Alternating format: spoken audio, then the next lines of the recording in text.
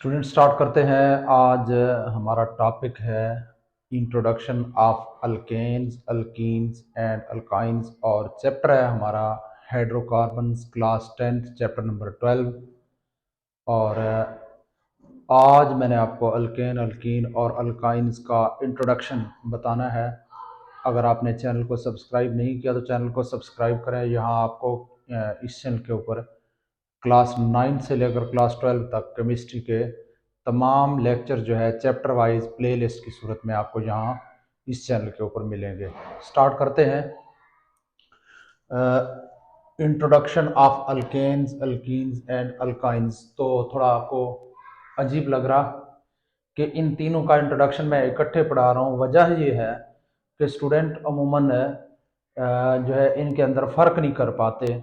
एक को याद करते हैं तो दूसरा भूल जाता है, दूसरा याद करते हैं तो पहले वाला भूल जाता है। इस तरह से बेसिक बेहतर यही रहेगा कि हम इन तीनों को इकट्ठे पढ़ते रहें तो हमारा मसला जो है वो आसानी के साथ हल हो सकता है। इनके अंदर बेसिक डिफरेंसेस का भी हमें पता चलना चाहिए। तो स्टार्ट करते हैं। अल्केन्स। अल्केन्स हमारे पास इस तरह के हाइड्रोकार्बन हैं कि जिनमें कार्बन के जो सारे बॉन्ड हैं वो सिंगल होने चाहिए। अच्छा जी, hydrocarbon in which all the bonds of carbon atom are single, तो उनको हम कहेंगे अल्केन्स।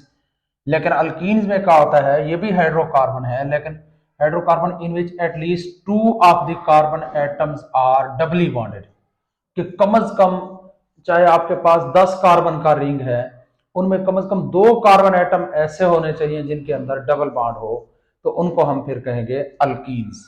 और अगर अल्काइंस की बात करें तो ये भी हाइड्रोकार्बन है, hydrocarbon in which at least 2 of the carbon atoms are triply bonded.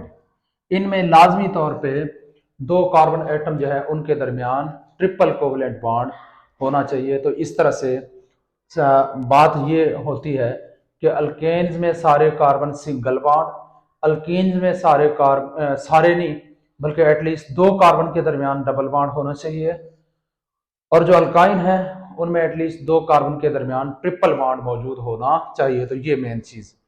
और उसके बाद अल्केन्स जो है, अल्केन्स को पैराफीन्स भी कहा जाता है।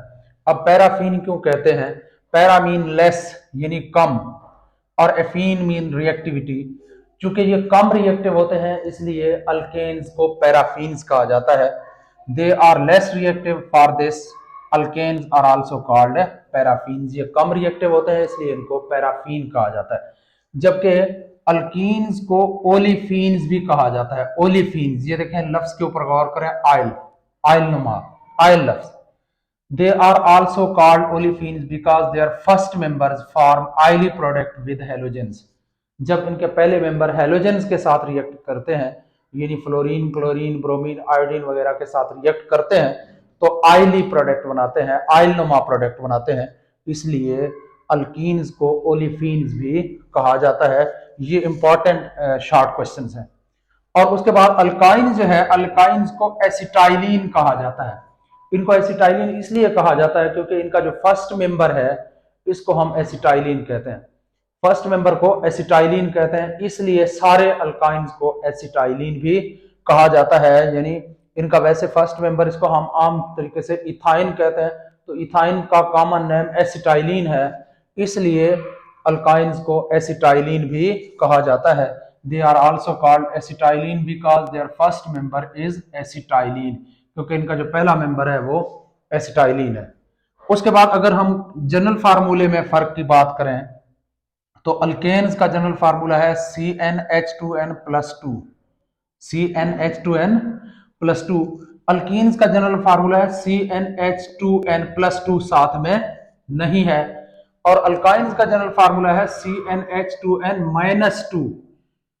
तो ये इनके जनरल फार्मूला के अंदर फर्क है। और उसके बाद अगर हम एग्जाम्पल की बात करें तो इनका पहला मेंबर है मीथेन। मीथेन का फार्मूला है CH4। देखें CH4। अब इस कार्बन के ऊपर गौर करें, सारे इसके अंदर सिंगल बॉन्ड है। इसी तरह से इनका सेकंड मेंबर है इथेन।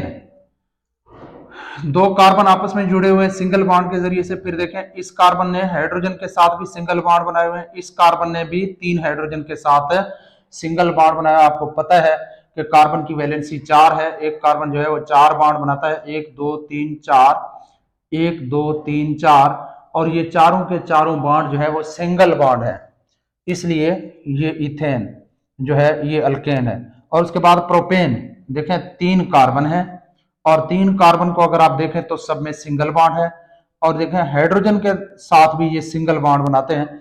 अगर गौर करें तो यहाँ पे सारे कार्बन जो है वो सिंगली बॉन्डेड हैं, इसलिए ये प्रोपेन भी अल्केन है। इनकी पहचान ये है कि इनके नाम के आखिर में ANE आता है, ANE अल्केन। अल्कीन के नाम के आखिर में ENE आता है, ENE, और अल्काइन के नाम के आखिर में YNE आता है।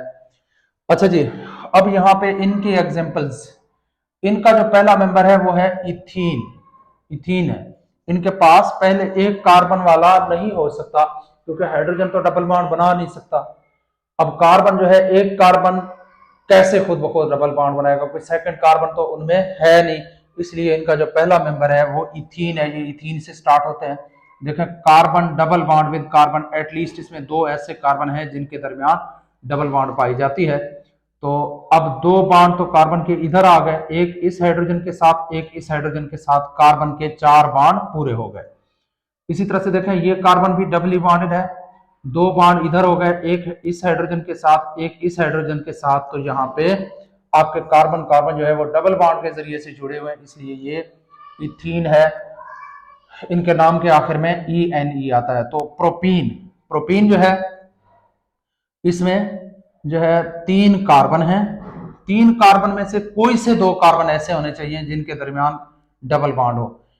आपकी मर्जी, आप यहां भी चाहें तो डबल बॉन्ड बना सकते थे, मैंने यहां पे बना लिया। तो यहां पे चेक करते हैं, इस कार्बन ने देखें 4 सिंगल बॉन्ड बनाए हुए हैं, इसने देखें एटलीस्ट इसमें 2 कार्बन ऐसे हैं जिन्होंने डबल बॉन्ड बनाया हुआ है। तो ये जो कार्बन है, ये इसको देखें, ये डबल 2 बॉन्ड इस यहां बनाए हुए हैं, एक बॉन्ड यहां पे 3, और एक बॉन्ड इस कार्बन के साथ 4। अब इस कार्बन ने 2 बॉन्ड तो 2 हाइड्रोजन के साथ बनाए हुए हैं और 2 बॉन्ड इस कार्बन के साथ बनाए, तो इसके भी 4 बॉन्ड। ये हमारे पास प्रोपीन है। और उसके बाद ब्यूटीन, ब्यूटीन जो है इसमें 4 कार्बन है, 1 2 3 4, और एटलीस्ट 2 कार्बन के दरमियान जो है वो डबल बॉन्ड मौजूद है। अब ये डबल बॉन्ड आप कहीं भी लगा सकते हो, कोई से 2 कार्बन के दरमियान आप लगा सकते हैं।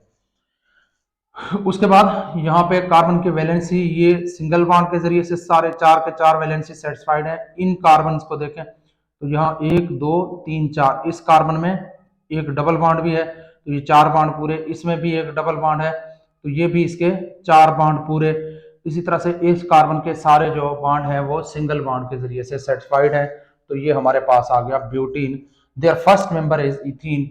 अल्कीन का जो पहला मेंबर है वो इथीन है, जैसे अल्केन का पहला मेंबर जो है वो मीथेन है।